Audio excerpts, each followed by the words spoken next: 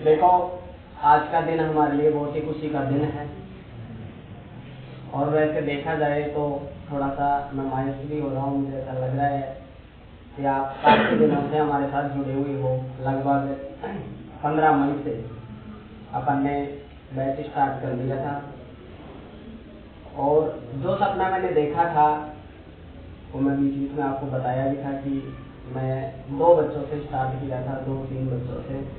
और जब कोचिंग में सर भी क्लास लेते थे, मुझे आज वो दिन याद है जब वो 3 बच्चे आते थे जिनमें से अगर एक भी एब्सेंट रह गया गलती से तो मुझे ये फील होता था कि यार फोन करके उसको बोले कि एब्सेंट क्यों रहता है यार, कोचिंग खाली खाली सी लगती है। और उन बच्चों को जब मैं ये कहता था कि हमारा कारवां अगर यूं ही चलता रहा तो एक दिन इस कोचिंग में इतनी भीड़ रहेगी कि बिठाने के लिए हमको खुद को ये सोचना पड़ेगा कि यार यहाँ तो एडजस्टमेंट ठीक से नहीं हो रहा है, कोई बड़ी बिल्डिंग लेनी चाहिए या 2 बैच करनी चाहिए। उसका परिणाम आपको भी पता होगा कि सभी टीचरों ने अपने अपने स्तर से इतनी मेहनत की है तो 3 से 30, 30 से 300 तक भी पहुंचने की पूरी संभावना है आने वाले टाइम में। तो ये तो मायूस की बात थी जो मैं आपको बताया कि 3 से 30 तक तो अपन पहुंच गए हैं, 10 गुना एक साथ। तो अब 30 से 300 तक पहुंचने में आपका भी सहयोग जरूरी है, क्योंकि आप यहाँ से पढ़ के जाएंगे और अच्छा रिजल्ट दे करके जाएंगे, सॉल्व करके जाएंगे और आप अपने छोटे भाई बहनों को बताओगे तो ऑटोमेटिक 30 से अपन 300 तक पहुंच सकते हैं। इसलिए भी आपका साथ जरूरी है। लेकिन फिर भी मैं ये कहना चाहूँगा कि अपने को बताने की जरूरत ही नहीं पड़ी, मेहनत कुछ इस कदर की जानी चाहिए कि अपना रिजल्ट खुद बोले। हमें खुद को बताने की जरूरत नहीं है, अपना रिजल्ट अपने आप बोलेगा कि हाँ यार मेहनत तो अच्छे लेवल की कराई गई। शुरू से हर सब्जेक्ट के टीचरों ने अपना 100% दिया है। सभी टीचरों ने अपने अपने स्तर से बढ़िया तरीके से नोट्स बनवाए हैं और आप उन्हीं टीचरों के मार्गदर्शन से चलते हुए आपने 1 बार 2 बार 3 बार अच्छे से रिवीजन कर लिया होगा।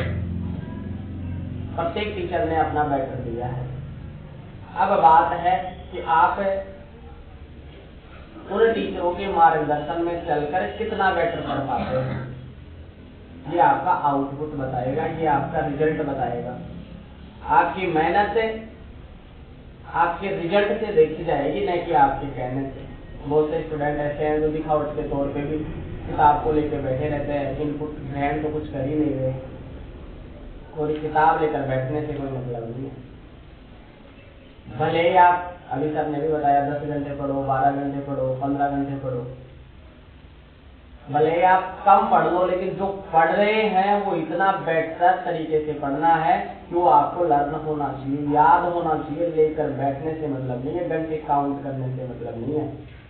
दिखाने के तौर पे मैं कानों में लीड लगा करके मैथ के सवाल पूरे 24 घंटे निकाल सकता हूँ, लेकिन पूरे 24 घंटे पढ़ने का मतलब ये नहीं है कि आप पूरे 24 घंटे के 24 घंटे में पूरी चीजें याद कर पाए हो।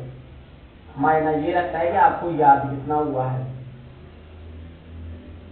सोना भी जरूरी है। अगर आपकी नींद से ढंग से नहीं ले रहे हो आप, तो आप उबासी लोग, सही ढंग से कोई चीज का निगम नहीं हो पाएगा आप लोगों को। और अब आपके पास जो टाइम बचा है, हम चाहते तो आपको संडे तक भी खींच खांच के और बुला लेते 2-4 दिन, तो आपका भी टाइम खराब होता, क्योंकि एग्जाम टाइम में मैं पहले से बताते आ रहा हूँ आप लोगों को, एक एक मिनट इतनी कीमती है आपके लिए कि अगर इसको 1 सेकंड भी आप खराब कर रहे हैं तो आपके लिए नुकसान के अलावा फायदेमंद कोई भी बात नहीं। बहुत से स्टूडेंट जैसे जैसे एग्जाम नजदीक आती है वैसे वैसे विवाहों में, शादियों में, पार्टियों में, बर्थडे में, घूमने फिरने में, मैच खेलने में, हर चीज जरूरी है। मैं ये नहीं कहता कि आप शादियां छोड़ दो, पार्टियां अटेंड करना छोड़ दो, खेलना बंद कर दो, नहीं। लेकिन मैं ये कह रहा हूँ कि खेलने के साथ साथ पढ़ाई भी उतनी जरूरी है जितना आपका खेलना जरूरी है। और 1 महीना अगर आप नहीं भी खेलेंगे तो कोई बड़ी बात होने वाली नहीं है, कोई फर्क नहीं पड़ेगा। पर मेन बात यह है कि आप बाकी का जो बचा हुआ टाइम है उसको आप किस तरीके से स्पेंड करते हैं, किस तरीके से मैनेज करते हैं। अगर आप लास्ट टाइम में भी मेहनत कर लेते हैं तो अभी भी कुछ नहीं बिगड़ा है, क्योंकि हर सब्जेक्ट के बीच लगभग 5 से 10 दिन का गैप है। किसी में 3 दिन का है तो किसी में 4 दिन का है, किसी में 5 दिन का है। मैंने कल भी बताया था कि अब आज के बाद में 1-2 दिन और पढ़ लो, फिर सोमवार से या 1-2 तारीख से आपको केवल इंग्लिश पढ़नी है 6-7 दिन। पूरा टाइम इंग्लिश पे खर्च करना है और जिस दिन इंग्लिश की एग्जाम कंप्लीट हो जाए उस दिन आकर के उस किताब को साइड में रखना है और उस पेपर को साइड में रखना है, उसमें एक भी क्वेश्चन मैच नहीं करना है। बहुत से स्टूडेंट्स अपना टाइम खराब कर देते हैं कि सर मैं मिला के देखूंगा कि मेरे कितनी क्वेश्चन सही हुई, 2 घंटे खराब कर दिया, 3 घंटे खराब कर दिया और फिर गलती से कम नंबर बैठ गए तो टेंशन कर लेगा कि यार मेरे तो इंग्लिश में सबसे कम नंबर आ रहे हैं, मैं तो टॉप करने वाला स्टूडेंट था।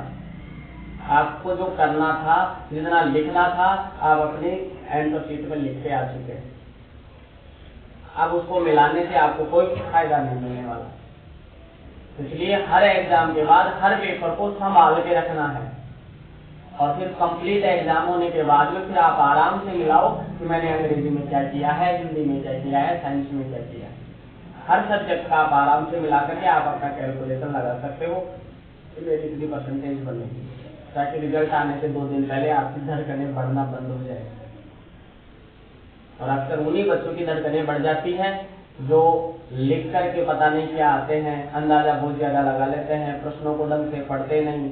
मैंने क्लास में भी 1000 बार आपको बताया कि किसी भी सब्जेक्ट का पेपर देने से पहले उसके सारे क्वेश्चनों को कंप्लीट पढ़ना है।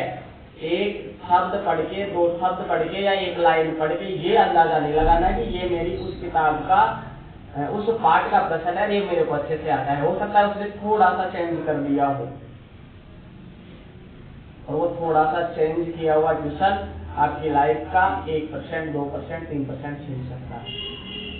इसलिए हर सब्जेक्ट में सबसे पहले पेपर को ढंग से पढ़ना है, क्वेश्चन को ढंग से पढ़ना है, होपलेस नहीं होना है, रिलैक्स माइंड से पूरे प्रश्न को ढंग से पढ़ के एक बार मनन करके कि इस क्वेश्चन का क्या जवाब हो सकता है और फिर उसको साफ साफ राइटिंग में लिखना है। और प्रश्न नंबर लिखना नहीं भूले। बहुत से स्टूडेंट से गलतियां करते हैं, डायरेक्ट प्रश्न लिख दिया और उत्तर लिख दिया, उसको लिखना ही भूल गए कि कौन से क्वेश्चन का उत्तर है। और ऑब्जेक्टिव टाइप जितने भी क्वेश्चन है वो सारे एक साथ करने हैं। जैसे पहले क्वेश्चन में 15 आ रहे हैं तो पूरे 15 के 15 एक साथ करने हैं। ऐसे नहीं कि मेरे को 10 ही आते हैं सर, मैं पहले प्रश्न के 10% तो यहाँ कर देता हूँ, 5 क्वेश्चन मैंने पीछे कर दिए, गलत माना जाएगा, ध्यान रख लेना। तो बहुविकल्पी जितने भी क्वेश्चन है उनको सबको एक साथ सोल्व करना होता है और उनको सोल्व करने के बाद में धीरे धीरे आप आगे बढ़ते जाएंगे, आपका कॉन्फिडेंस बढ़ता जाएगा, पूरे सवाल आपको याद होते जाएंगे, हर सब्जेक्ट में प्रश्न याद आते जाएंगे। कई बार क्या होता है पेपर में शुरू के 5 क्वेश्चन इतने ठप डाल देता है कि आपका माथा खराब हो जाता है। आप सोचते हैं कि यार ये पेपर आ कहाँ से गया है, सर ने पढ़ाया उसमें से तो कुछ भी नहीं आया। बाकी 10वीं 12वीं लेवल तक ऐसा कुछ नहीं होता कि बाहर से कुछ आ जाए। हो सकता है एक आध क्वेश्चन बेसिक लेवल पर इस तरीके से बन करके आ जाए जिसको समझने में आपको समय लग जाए। आपको कंटिन्यू चलना है। हो सकता है पूरे शुरू के 10 क्वेश्चन भी नहीं आ रहे हैं ना, ऐसे वाले 15 भी नहीं आ रहे, रिक्त स्थान वाले भी नहीं आ रहे, ऐसे लघुत्रात्मक भी नहीं आ रहे, तो कोई दिक्कत नहीं है। पूरे पेपर में से एक आध % तो ऐसे होंगे जो आपको अच्छे से आते हैं, बेहतरीन तरीके से आते हैं, और जो क्वेश्चन आपको सबसे बेटर तरीके से आता है सबसे पहले उसको करना है। और जैसे उस क्वेश्चन को करेंगे धीरे धीरे आपकी मेमोरी रिकवर होती जाएगी और हर उस क्वेश्चन का जवाब आपको मिलेगा जो आपने पढ़ा है। नहीं पढ़ा है तो उसका जवाब तो आना मुश्किल है। मैं भी नहीं कहूँगा कि वो क्वेश्चन का जवाब आपको मिल जाएगा। पर मैंने अदर सब्जेक्ट के बारे में बहुत से स्टूडेंट जैसे एसएस की कंप्लेन करते हैं, सर एसएस में तो हमें कुछ समझ में नहीं आता है। मैंने कहा कि समझ में आए या नहीं आए पर एक पाठ को कम से कम 5 बार 10 बार पढ़ने का अगर आपने रूल बना लिया ना कि मुझे इन 5 पाठों को तो पढ़ना ही है, याद हो या नहीं हो, अगर 5 बार 10 बार किसी पाठ को फिर लेते हैं, रिवीजन कर लेते हैं, तो अपने को इतना तो जरूर पता लग जाता है कि यार इसमें ये बातें जरूर लिखी हुई थी। आप सोच के देखो, जिस रास्ते से आप रोज गुजरते हो, आंख बंद करके आप बता सकते हैं कि उस रास्ते में कितने कौन सी जगह जंप आता है, कौन सी जगह क्या चीज खड़ी रहती है, कौन सी जगह बस है, कौन सी जगह खंबा है, कौन सी जगह क्या है, किस जगह जंप है, हर चीजें आपको पता हो जाती है। क्यों? क्या आप रोज ही रटते हो कि मैं चलूंगा तो एक घुमाव आने के बाद में उधर जंप आएगा, साइकिल को धीरे करना है, मुझे आराम से चलना है? नहीं। पर आप रोज उस रास्ते से गुजर रहे हो, तो कोई चीज याद हो जाए समझने से तो बेटर है पर फिर भी अगर अपने को याद नहीं हो रही है तो अपने को अपना ये बनाना है, समयबद्ध तरीके से सारणी बनानी है, एक पढ़ने का शेड्यूल बनाना है कि मुझे इस पाठ को कम से कम 10 बार 5 बार पढ़ना है। इस तरीके से अगर आप रिविजन करोगे तो आपके लिए बहुत बेहतर रहेगा। दूसरी बात, एग्जाम में जाने से पहले आपको वो सारी चीजें लेकर के जानी है जो वहाँ जरूरी है, बाकी अदर चीज के लफड़े में पढ़ना भी नहीं है।